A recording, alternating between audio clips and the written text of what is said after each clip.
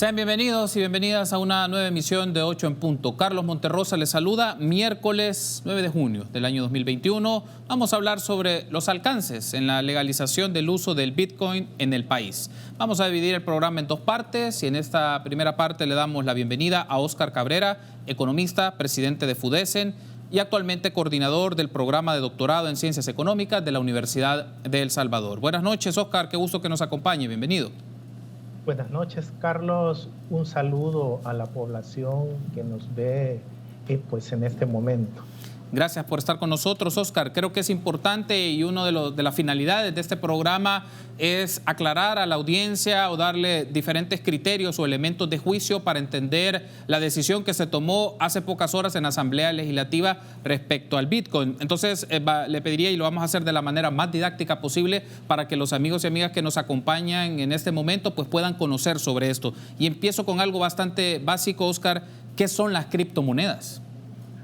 Bueno, primero yo quiero hablar más de, no un criptomoneda, no es el concepto que el Fondo Monetario maneja. Ajá. Porque una moneda significa que cumple con las funciones básicas del dinero como reserva de valor, como medio de intercambio y unidad de cuenta. Sí. El Bitcoin se clasifica como un criptoactivos. Okay. Es decir, son activos como el oro, como la plata, pero que utilizan tecnologías derivadas de la informática y la criptografía para desarrollar una tecnología que se llama de registros distribuidos, como son las cadenas de bloques. En suma, es una base de datos mundiales en la cual hay miembros de la red que son estaciones de trabajo y en la cual, por ejemplo, yo, si tengo una billetera electrónica, puedo comprar un bien a través de internet en un almacén y lo que hago es usar mi usuario público. El almacén también pone su usuario público y este conjunto de validadores, llamémoslo así, de las estaciones de trabajo, revisan la transacción y la validan. Una vez pasa esa etapa, pues el registro alberga toda la historia completa de la transacción. Sí. Y se añade a una cadena de bloques, ¿verdad? Ahora, a diferencia de las transacciones que se hacen con los monederos electrónicos basados en el dólar o en las aplicaciones de los bancos, donde hay un responsable que es el Banco Central. En los criptoactivos la emisión es descentralizada, no hay una entidad que respalde el activo, de modo que la aceptación se basa completamente en la confianza de los usuarios. ¿Por qué decimos que el Bitcoin es un criptoactivo? Bueno, primero, dado que su valor es tan volátil como el oro, tiene poca utilidad como unidad de cuenta o reserva de valor. Pongamos un ejemplo. En 4 meses, el Bitcoin ha caído desde un máximo de $64,000 por un Bitcoin al 12 de abril hasta 31,600 al cierre del 8 de junio. Eso es una caída aproximadamente del 50%. Pero este día se recupera el precio del Bitcoin y sube hasta los $37,000, que es un crecimiento del 14%. Sí. Como vemos, esa alta volatilidad no la tiene una moneda como el dólar. Sí. También su limitada aceptación para efectuar pagos restringe su uso como un medio de intercambio. Y otro de los problemas es la unidad de cuenta. Va a ser muy difícil está registrando los precios de los bienes y servicios a través del Bitcoin. Hay un aspecto, Óscar, para llevarlo de manera paulatina. Esto, usted mencionaba, la palabra o el término más indicado es un criptoactivo. Y nos menciona que hay una estructura, una arquitectura de carácter tecnológico que le da paso a las transacciones que implican el uso de este criptoactivo llamado Bitcoin. Entiendo que hay de otros tipos, pero Bitcoin el que se ha hecho legal por esta normativa que aprobó la Asamblea Legislativa. Una pregunta, y usted ya nos daba una introducción, pero me gustaría ampliar un poco más sobre esto, Oscar, es ¿quiénes la usan? Es decir, ¿y en qué tipo de transacciones se suele utilizar este criptoactivo? Bueno, en su mayoría lo está utilizando la economía subterránea. En su mayoría lo está utilizando sectores ilegales en lo que se llama la dark web, ¿verdad? Ahora, lo que se quiere es que obviamente este criptoactivo sirva como dinero, y esa es la razón del por qué en El Salvador la Asamblea Legislativa equipara el Bitcoin al dólar y al colón como moneda de curso legal y restricto. Esto obviamente implica una situación en la que 8 premios Nobel han definido a los criptoactivos y al Bitcoin, que hemos aprobado legalmente, como la madre de todas las burbujas. Entonces, creo que esos elementos están ahí. El objetivo es, como se ha desarrollado en El Salvador con los monederos electrónicos de algunas entidades bancarias, como los monederos electrónicos de una compañía de telefonía, con la diferencia que detrás de estos monederos está un banco central y está una moneda súper fuerte como es el dólar. Entonces, y ese justo creo que es un elemento que también nos permite aclarar, Oscar, es qué instancia, digamos, ante esta lógica de esta dinámica de transacción del Bitcoin, no hay entonces una instancia que ampara esta serie de transacciones en el uso como tal. Entonces, si nadie lo ampara, ¿dónde estaría en principio su fortaleza financiera, si lo podemos llamar de esta manera? Pues yo creo que la fortaleza implica en el software o ese acertijo criptográfico que maneja todos estos criptoactivos, que es la tecnología blockchain, que obviamente esta tecnología no solo tiene aplicaciones en la generación de criptoactivos, sino que también se puede aplicar a otros campos. Para mencionarle a los colegas, un candidato doctor dentro del programa de doctorado está desarrollando su tesis doctoral sobre el uso de la tecnología blockchain en el sector eléctrico de El Salvador, ¿verdad? Entonces tiene grandes aplicaciones. Lastimosamente, se ha sido utilizado en su mayor medida para una serie de cometimientos, pues, de delitos. Y esto nos lleva a que esa falta de confirmación del origen lícito de una criptomoneda, por ejemplo, yo en mi monedero electrónico, yo puedo tener bitcoins, pero nadie audita si esos bitcoins no los he conseguido a través de medios ilícitos. Por ejemplo, que haya utilizado mecanismos de phishing a otros usuarios de bitcoins y yo les haya robado este monedero electrónico. O, por ejemplo, hemos visto en los Estados Unidos en el último mes cómo la compañía que distribuye los derivados del petróleo en la parte este de los Estados Unidos, su sistema informático fue capturado por estos ciberdelincuentes y pidieron rescate en Bitcoin. Entonces, este tipo de criptoactivos hace proclive a ser usado para el lavado de dinero y activos. El jefe de la Reserva Federal de los Estados Unidos, Jeremy Powell, también suma otro de los riesgos, que es para la estabilidad del sistema financiero, y esto implica, menciona él, que es necesario una mayor regulación de la moneda. Es fundamental saber de dónde vienen estos bitcoins. El FBI de los Estados Unidos hace 2 días pudo romper, digamos, este criptoactivo del Bitcoin y recuperar un porcentaje de los Bitcoin que habían sido dados en rescate para la empresa petrolera. Okay. Por lo tanto, estamos frente a un cambio de paradigma en el sentido que este criptoactivo ya no tiene la condición de anonimato.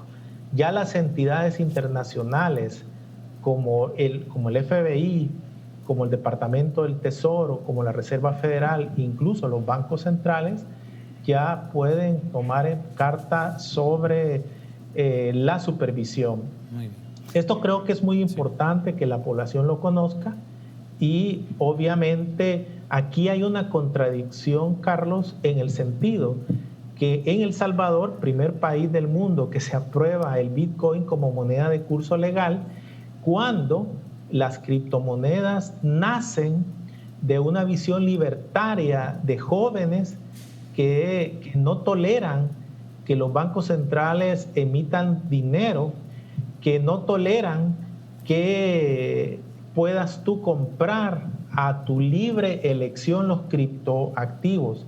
Ellos, desde la creación de este enfoque, se basó en rechazar que sea el Estado el que obligue a la población a utilizar los criptoactivos.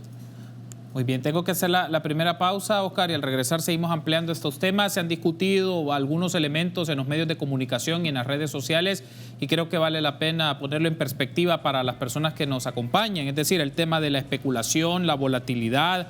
Usted mencionaba la palabra burbuja, entonces, ¿qué significa esto en una situación práctica de las actividades o transacciones económicas que se hacen en un país como el nuestro?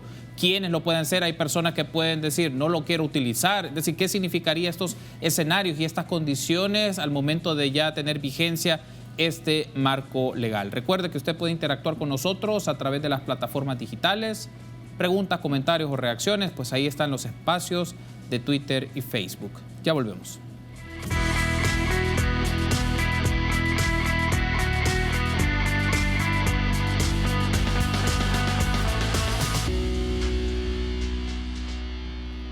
Platicamos esta noche sobre los alcances en la legalización del uso del Bitcoin en el país.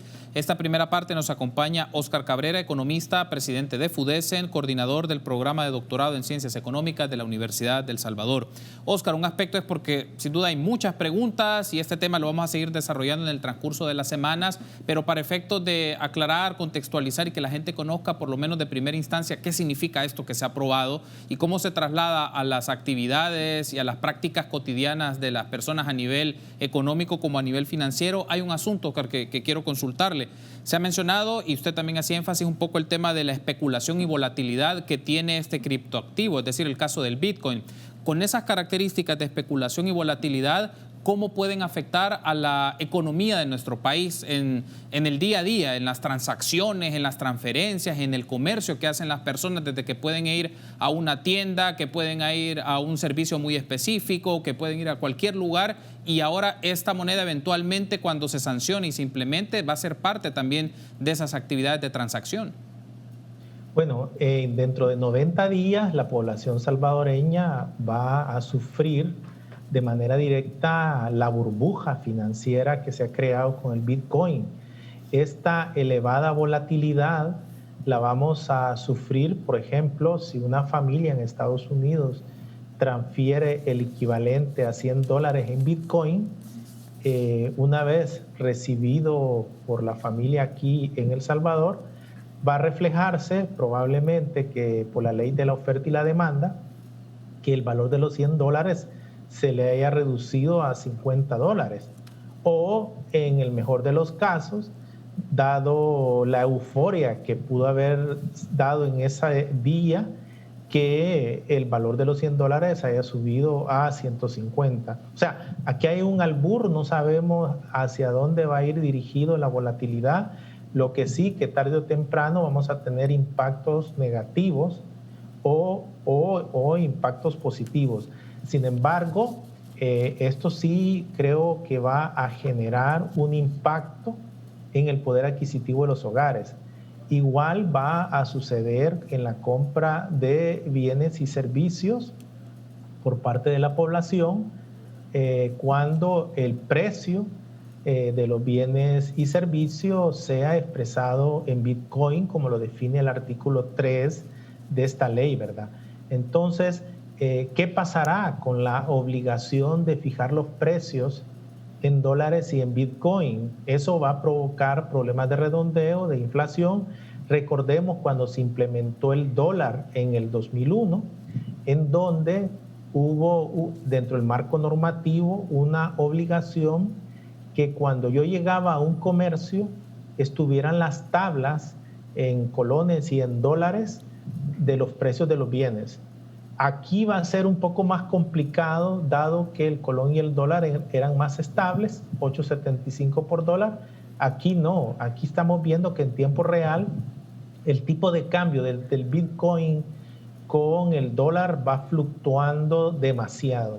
Entonces, eso sí creo que lo vamos a empezar a sentir toda la población.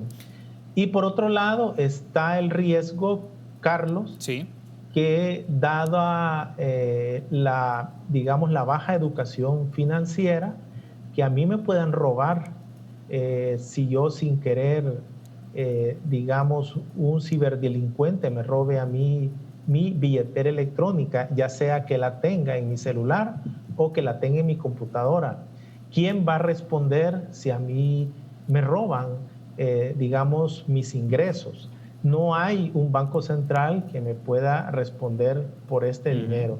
Entonces vamos a estar a merced primero de los especuladores en la definición del tipo de cambio Bitcoin-dólar.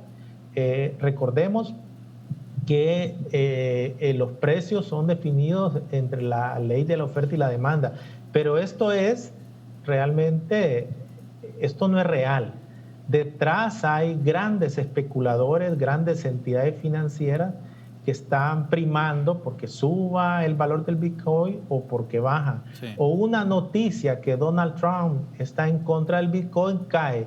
O una prohibición que la República Popular China dice que va a regular el Bitcoin y que va a reducir la generación de Bitcoin por el excesivo uso de energía eléctrica.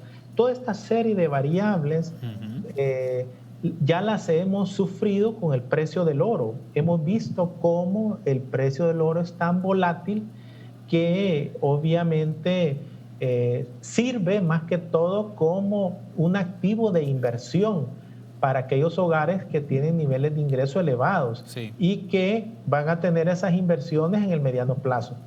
Oscar, pero, por ejemplo, ¿sí? Yo que gano mi salario, sí, yo voy a ser averso al riesgo.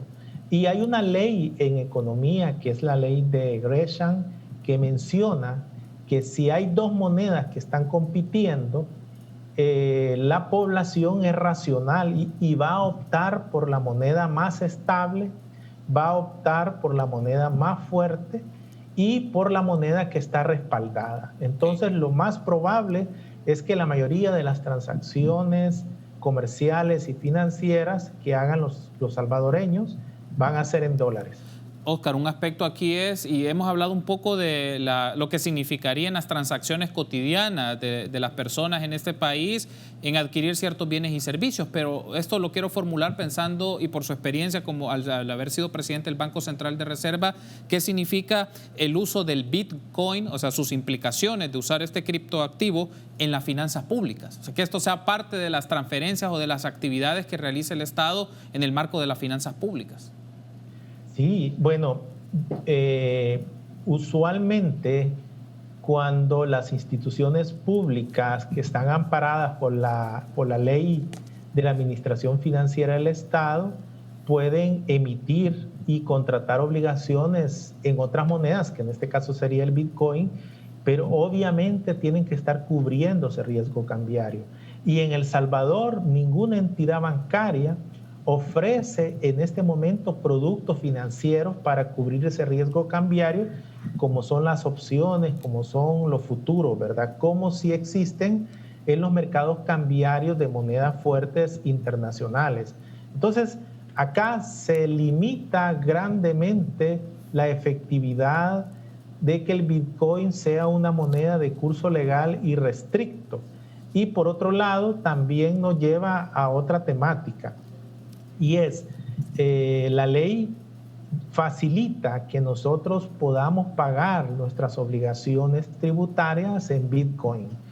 Al Estado nadie le garantiza que si yo pago, mis impuestos, al siguiente segundo ya el valor de los impuestos que yo pagué se haya reducido en un 50%, ¿verdad? Sí. Entonces, esto creo yo que va a venir a afectar gravemente la recaudación tributaria y sobre todo que se incorpora este marco legal en un entorno de una crisis internacional y una crisis en El Salvador por los impactos del COVID-19, con un crecimiento en el primer trimestre de apenas 1.1, con una caída del año pasado del crecimiento de menos 7.9, con niveles de endeudamiento que ya rozan el 97% del PIB y se han elevado los niveles de desigualdad y pobreza. Esas son las condiciones. Por eso decimos que a todas las burbujas estas que hemos hablado de deuda, de bajo crecimiento, de desigualdad, le vamos a sumar la madre de todas las burbujas, ¿verdad? Que es la burbuja financiera. Y sobre todo ya hemos visto cómo estas burbujas financieras a nivel internacional tienden a romperse, como fue la década de los 30, como fue la del 2009, ¿verdad? En donde el precio de los títulos valores estaba por encima de su valor estructural. Igual estamos ahorita, donde analistas dicen que el precio del Bitcoin respecto al dólar está sobrevalorado por el efecto, por muchos efectos especulativos. Tengo que finalizar la entrevista, Oscar, y me restan solo un par de minutos y quiero consultarle un tema por la experticia y conocimiento que usted tiene. No está vinculado directamente al Bitcoin, pero creo que vale la pena hacerlo. Otro de los temas que estaba en discusión en la Asamblea Legislativa era básicamente la solicitud de derogatoria del artículo 18 del Decreto Legislativo 805, que está vinculado a la Ley del Presupuesto General del Estado, que vincula sobre la reserva de liquidez. ¿Qué significa en términos prácticos esta solicitud de derogación de lo que se dispone en la ley del presupuesto, que estipula que la reserva de liquidez la establece la Superintendencia del Sistema Financiero conforme a lo que regula la ley de bancos y que debe ser autorizado por la Asamblea Legislativa? Bueno, primero, durante 2014 a 2019, la reserva de liquidez, el manejo de la reserva de liquidez es administrada por el Banco Central. Probablemente los diputados, dada la recesión internacional del año pasado y la decisión que asume el Banco Central de reducir la reserva de liquidez para insuflar recursos frescos al sistema financiero, les generó dudas acerca de la independencia del Banco Central debido a las presiones probablemente que el Ministerio de Hacienda estaba haciendo para que a través de esos dineros las entidades bancarias pudieran adquirir CETES y LETES. Yo creo que no se han percatado que todos los países del mundo, todos los bancos centrales del mundo, el año pasado reducieron sus encajes legales, ¿verdad? Y que es potestad del Banco Central de Reserva el manejo del encaje legal, es potestad del Banco Central de Reserva lo que aquí se ha mal llamado reserva de liquidez. Por lo tanto, en mi entender, el hecho que la Asamblea Legislativa tuviera un segundo candado, lo que habla es de esa desconfianza que se tenía acerca de la gestión técnica del Banco Central. En suma, es volver a su estado natural, donde era el Banco Central el que siempre ha manejado desde la creación en 1934 del encaje legal. Muy bien, quiero darle las gracias a Óscar Cabrera, economista y presidente de FUDESEN, por habernos acompañado en esta primera parte del programa y darnos su lectura, su análisis desde el campo de la economía y de las finanzas, los alcances en la legalización del uso del Bitcoin. Muchas gracias, Óscar, por habernos acompañado. Bueno, muchas gracias y muy buenas noches. Gracias, buenas noches. Entonces, tenemos que hacer una pausa, pero en la segunda parte nos acompañará Mariana Belloso, periodista y editora de la revista Derecho y Negocios, para tener una perspectiva desde el campo del periodismo sobre la decisión que tomó ayer la Asamblea Legislativa. Recuerde que usted puede interactuar con nosotros a través de plataformas digitales. Preguntas y comentarios, ahí tiene a su disposición Twitter y Facebook. Ya volvemos.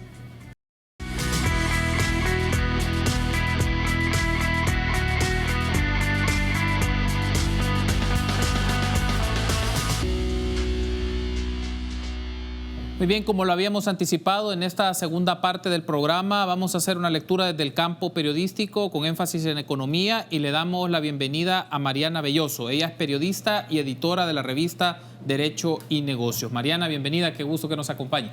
Buenas noches, muchas gracias por la invitación. Yo siempre contenta de poder venir a platicar. Gracias, muy amable, Mariana. Un aspecto y que creo que es importante mencionarlo para efectos de la ciudadanía, la audiencia que nos acompaña, es la lectura periodística de la aprobación de una ley que no tomó más de 3 días. Y algunas personas dirán, bueno, lo de la ley de integración monetaria quizás tomó un poco más de tiempo, pero aún así la decisión se tomó rápido. ¿Qué elementos hay que retratar desde esta lectura periodística, desde el énfasis económico, lo que se aprobó ayer en la noche? Bueno, casi madrugada. Bueno, hay un montón de cosas que lo hacen único lo que ha sucedido. Sabemos que la dolarización fue una cuestión abrupta, inconsulta, impuesta, fruto de una negociación política, pero llevó un periodo largo desde que se empezó a hacer esa negociación, el planteamiento con los partidos políticos, la discusión legislativa que se dio y luego la implementación, que nos llevamos más o menos 3 años en que ya desapareció el colón. Esto es un anuncio que se hace el día sábado en una feria mundial. La Bitcoin 2021 Miami es la conferencia internacional más grande donde se reúnen todos estos entusiastas de las criptomonedas. Y está el presidente de la empresa que desarrolló una aplicación que se llama Strike, que es la que se utiliza en la playa El Zonte. Y él empieza a hablar que el futuro no sé qué, y de repente aparece en video nuestro presidente diciendo, sí, yo voy a mandar una ley al Congreso con la que vamos a hacer que el Bitcoin sea nuestra moneda de curso legal. Todo el mundo, fue una locura, empezamos a hacer tendencia en estas redes y en estas cuentas de Twitter que están dedicadas a darle seguimiento a las criptomonedas, y nos empieza a aparecer en las tendencias acá en El Salvador. A mí una persona que vive fuera del país me dijo, Mariana, ya vio, ustedes van a implementar. Entonces yo me metí a ver y efectivamente ahí estaba. Habían colgado la participación del presidente donde hacía el anuncio, la participación de Jack Mallers, que es el presidente de la empresa de Strike, diciendo que él había estado viviendo 3 meses acá en El Salvador y que había visto que esto podía ser algo beneficioso para el país. Ya sabemos la dinámica que tienen este tipo de conferencias, todo así espectacular, las luces y bueno, pasó esto. En la tarde el presidente empezó a tuitear en inglés, haciendo referencia que íbamos a hacer historia con lo del Bitcoin, etcétera, todo lo que pudimos leer. Bueno, pasó el domingo y llega finalmente la ley ayer a última hora, porque no, bueno, ahora no es como que conozcamos la agenda legislativa, pero llega a última hora, hay un receso y se mete la pieza de la ley del Bitcoin, 2 páginas, 16 artículos, en las que si bien se rompen muchos de los miedos que había, porque se habló en un momento entre el sábado y el martes de un montón de posibilidades, que nuestras reservas internacionales podían convertirse a Bitcoin, que la moneda de curso legal iba a ser el Bitcoin y no el dólar, que podía haber conversión de los depósitos de la gente, mucho nerviosismo. El secretario Chito Catán había dicho un día antes que el uso del Bitcoin iba a ser voluntario, no obligatorio, pero al final llega un proyecto de ley en el que dice todo lo contrario, que sí va a ser obligatorio, porque yo no estoy obligada a usarlo, pero si vos me querés pagar a mí y me decís que me querés pagar en Bitcoin, yo tengo que estar preparada. Y eso va desde la gente del comercio más informal hasta las grandes corporaciones. Bueno, hay un artículo en el que habla que todas las obligaciones, todas las deudas existentes antes de la ley pueden ser pagadas en Bitcoin. Eso incluye las cuotas de los créditos bancarios. Los bancos van a tener que adaptar sus sistemas para recibir los pagos en Bitcoin. Si yo, que hago consultorías independientes, un cliente viene y me dice, Mariana, yo le voy a pagar en Bitcoin, voy a tener que bajar la aplicación de Strike para poder recibir el pago. Y esa es una particularidad de esta ley, que pareciera que estuvo diseñada y hecha para facilitar que esta aplicación que se usa en el Zonte se masifique en todo el país. Porque otra cosa que se dio, y desde el punto de vista periodístico es sumamente curioso, que la ley fue súper escueta, pero luego en la noche el presidente Bukele participa en un en vivo vía Twitter, en lo que se llaman los espacios, organizado por un montón de millonarios que están involucrados en el tema del Bitcoin, y ahí sí dio más información. Por ejemplo, habló de que sabemos que el Bitcoin cambia cada microsegundo de valor. Es una cuestión sumamente volátil y que no es de que, hoy tuvo un cierre y mañana va a tener otro cierre. No, es una cuestión constante. No es que es el precio del Bitcoin correspondiente al 7 de junio. Es segundo tras segundo. Entonces, para poder hacer un calce en ese riesgo cambiario del Bitcoin, el gobierno va a crear un fideicomiso, y ese fideicomiso, que lo va a manejar el Banco Salvadoreño de Desarrollo, Bandesal, va a tener un fondo de $150 millones, según lo que dijo el presidente en el envío de Twitter, para poder comprarle a la gente el Bitcoin en el valor que a ellos se lo pagaron, y luego si baja, quien asume el riesgo es el gobierno. Si sube, quien asume el riesgo, la ganancia es el gobierno. Pero esto es un poco falaz, ya que sabemos que el gobierno no tiene recursos propios, son recursos públicos a fin de cuentas. Mariana, hay un aspecto de esta descripción que usted nos hace y que se marca un poco de lo que hablábamos en la primera parte con Óscar Cabrera, es el tema del valor que tiene el Bitcoin. Y la gente puede preguntarse en este momento, y le vamos a llevar la pista en otras emisiones de 8 en punto, pero se preguntará el valor del Bitcoin a actividades o a transacciones muy básicas que tienen que ver pago de impuestos, el pago de los salarios o el tema de las remesas. Es decir, hacer esa transferencia o el uso ya de esta criptomoneda en las actividades cotidianas, ¿qué implicación tiene ante la volatilidad de su valor, María? Bueno, entre otras cosas, a mí me preocupa el efecto que va a tener el uso de Bitcoin, por ejemplo, para pagarle a las cuotas a los bancos, o para la introducción de remesas familiares, o para el pago de impuestos al gobierno en la masa de dólares circulantes en nuestra economía. Nosotros somos una economía dolarizada que realmente dependemos de los dólares que nos entran vía lo que nosotros logramos exportar y nos pagan, y también vía remesas familiares. De eso dependen nuestros dólares con los que después compramos. Nosotros somos un país importador neto. Estoy seguro que el doctor lo explicó mejor, pero nosotros necesitamos ese flujo de dólares. Al estar utilizando Bitcoin para el envío de remesas, para el pago de impuestos y para este otro montón de actividades, se va a generar una distorsión en el flujo de dólares disponibles. Y eso puede tener efectos importantes en la economía, en los balances financieros, en la parte de la política fiscal, de la estabilidad fiscal del Estado, que ya sabemos que es bastante tambaleante. Estamos en un momento súper delicado, con un déficit solo para este año cercano a los 700 millones de dólares, que no sabemos de dónde va a salir todavía. Tenemos un déficit estructural que arrastramos todos los años, nos hace falta 1.000 milloncitos para poder operar como país. Entonces, en ese contexto lo que necesitaríamos es que nos entre más dólar, ¿verdad? No que salga. Recordemos que hoy hablaba uno de estos millonarios de Bitcoin del experimento de Bitcoin en El Salvador. Entonces nadie se va a acoplar a nosotros, nadie que van a decir, ay, pobrecito El Salvador, le voy a recibir Bitcoin también. Nosotros hacia afuera vamos a tener que seguir pagando en dólares por el momento, mientras el mundo no cambie. Vamos a ser los primeros que vamos a estar metiéndole a nuestra economía Bitcoin, pero que vamos a necesitar siempre dólares para comprar lo que ocupamos y que compramos de fuera. Entonces, ahora, ¿cómo aterriza esto a nosotros como usuarios? A ver, si la plataforma Strike sigue operando como ha estado operando en el Zonte, yo quiero que la gente vea más o menos cómo funciona para que se calme. A mí me paga con Strike $50.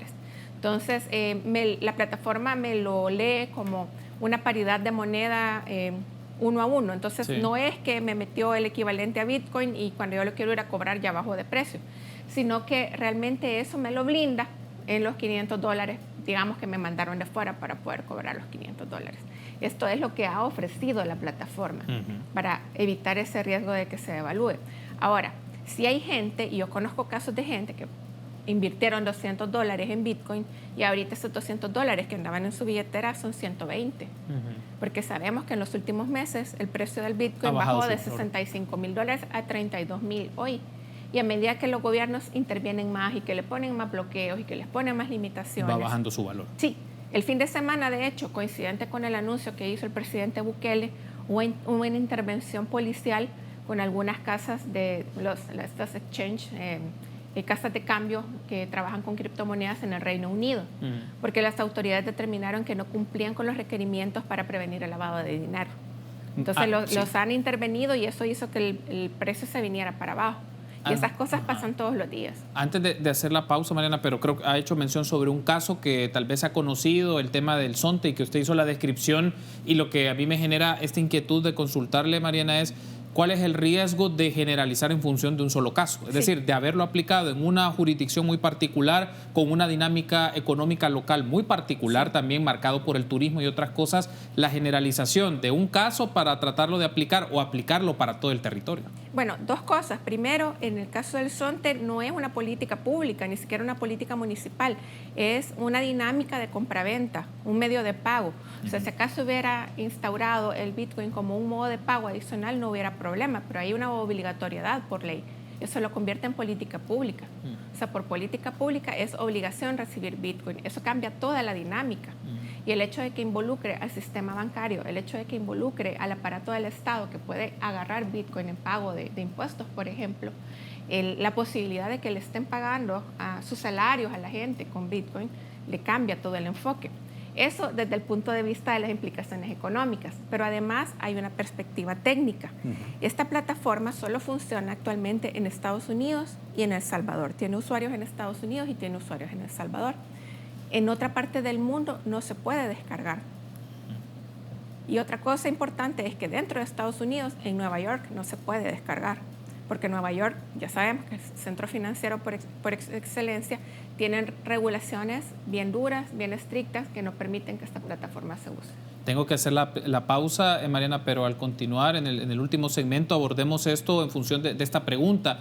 ¿Qué debemos de saber como ciudadanos y ciudadanas sobre las implicaciones de esta ley? A lo que me refiero es qué nos tiene que informar las instituciones del gobierno, Banco Central, Ministerio de Economía, diputados y diputadas sobre la implementación de este marco legal. Recuerde que usted puede interactuar con nosotros a través de las plataformas digitales. En pantalla aparecen los espacios a través de los cuales transmitir sus preguntas, comentarios o valoraciones de lo que estamos platicando esta noche. Ya regresamos.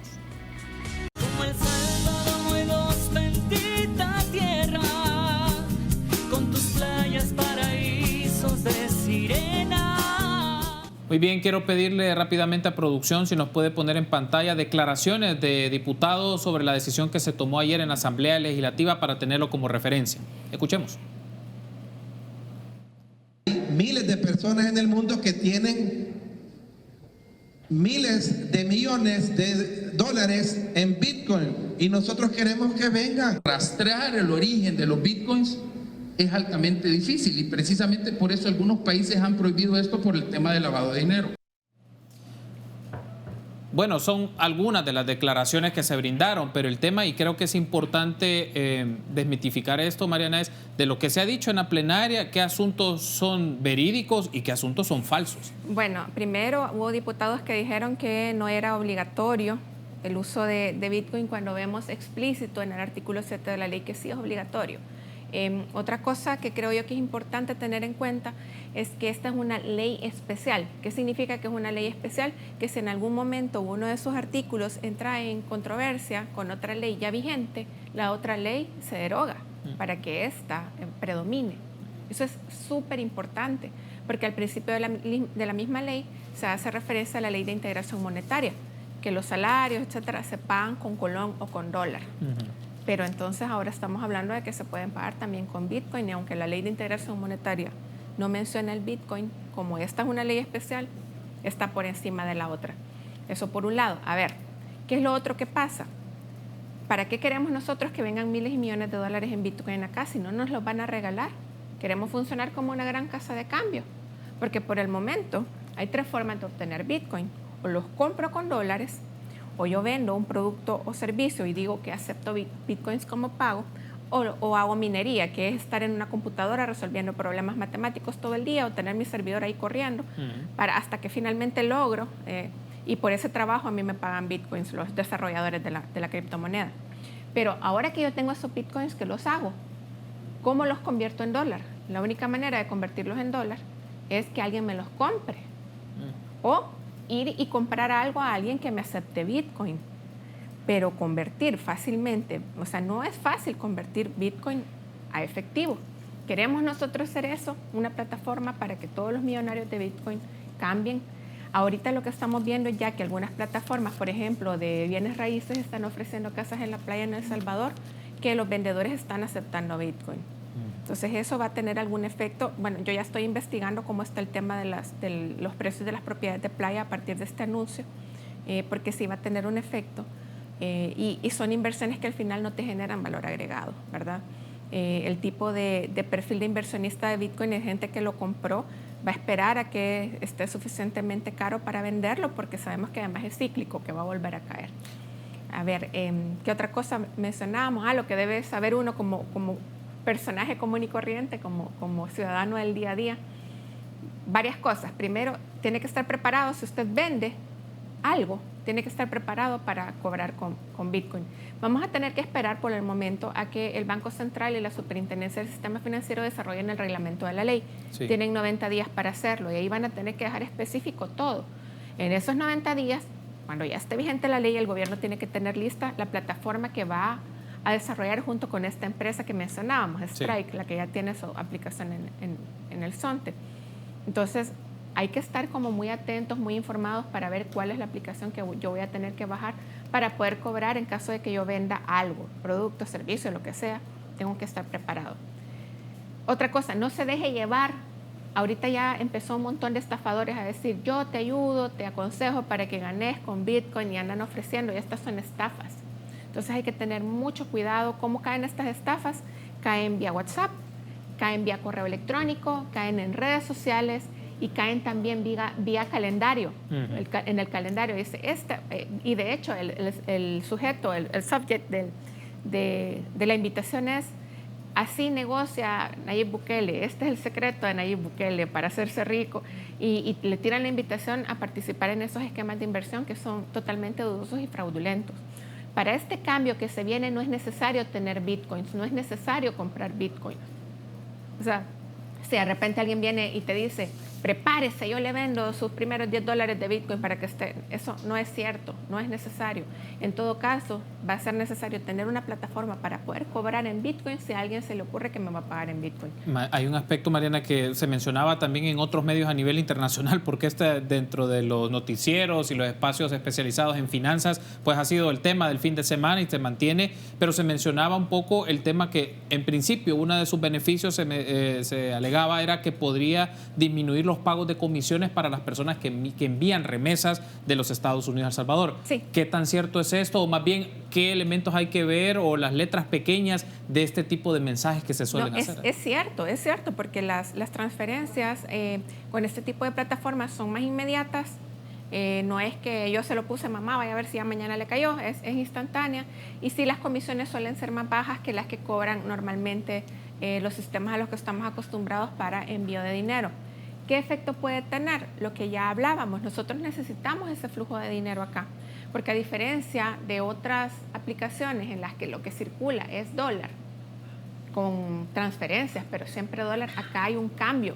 La persona que me va a mandar la remesa está comprando una divisa electrónica para que esa divisa electrónica a mí aquí me la paguen luego convirtiéndola otra vez a dólar. Entonces esa dinámica puede tener algún efecto en el tema del manejo de los dólares acá.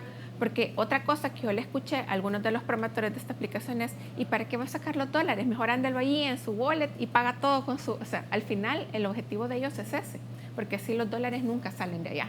Entonces hay que ponerle mucha atención a eso.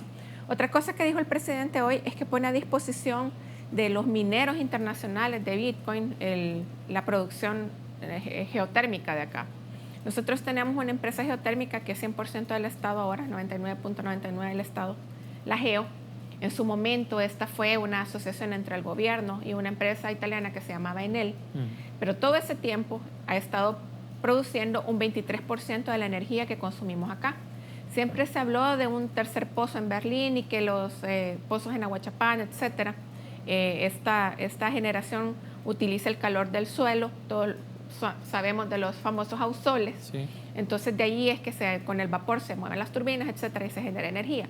Pero todo este tiempo no se ha logrado aumentar la capacidad de generación de la GEO. ¿Cómo es que de repente, coincidiendo con el tema del Bitcoin, apareció otro pozo? Eso por un lado. Desarrollar ese pozo, instalar las turbinas para ese pozo van a requerir tiempo y una inversión bien grande. Y ya se está ofreciendo eso para ubicar granjas de minado de Bitcoin. ¿Qué es lo que se hace en una granja de minado de Bitcoin? Se instalan estas supercomputadoras necesarias para que estén corriendo día y noche y puedan generar la ganancia de Bitcoin. Aires acondicionados, porque a menos que sea una zona del Polo Norte, no sé, zonas muy, muy frías, el equipo necesita estar aclimatado a temperaturas bastante bajas. Entonces todo esto implica un consumo de energía bien alto. Para que el esfuerzo y la inversión de estar minando y que me genere 13, 14 dólares diarios el minado compense el gasto energético, yo tengo que irme a zonas donde la energía es muy barata. Por eso es que en su momento Venezuela se hizo famosísimo porque estaban minando Bitcoin ahí, porque ahí como lo que había era petróleo y energía muy barata a partir del petróleo, entonces era el paraíso para los mineros de Bitcoin. Ahora China les ha puesto un montón de restricciones porque se estaban yendo a comunidades donde hay precio subsidiado de la energía, los está sacando.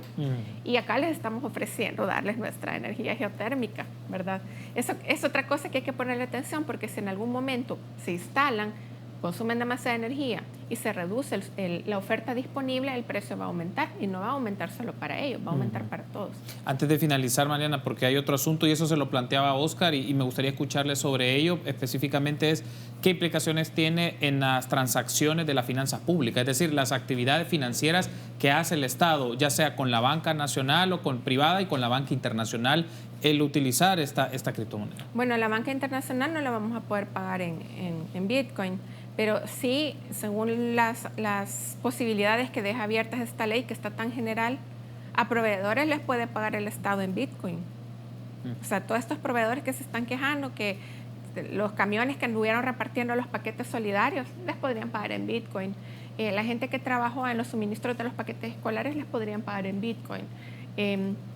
A consultores que todavía les tienen deudas pendientes por proyectos les podrían pagar en Bitcoin los salarios de los empleados públicos, incluso a menos que en el reglamento de la ley se incluyan algunas excepciones y ahí se diga no vamos a pagarles ni a los proveedores ni a los empleados públicos. Pero mientras eso no esté explícito en un cuerpo legal, en un reglamento, podemos tipo de transacción. Sí, podemos esperarlo. Y de nuevo, esto se va a quedar a nivel interno porque para afuera lo que nos sirve para comprar son los dólares. Quiero darle las gracias a Mariana Belloso, periodista y editora de la revista Derecho y Negocios, por habernos acompañado en esta segunda parte del programa y también darnos esta lectura periodística de esta decisión que se ha tomado sobre la legalización del uso del Bitcoin en el país y qué elementos hay que tener en cuenta y obtener más información y explicación de las autoridades, de los funcionarios públicos ante la implementación de este marco normativo. Gracias, Mariana, por haber estado con nosotros. Muchas gracias y un saludo a toda la gente que nos acompañó. Gracias, muy amable, Mariana, por haber estado con nosotros y a ustedes también, amigos y amigas.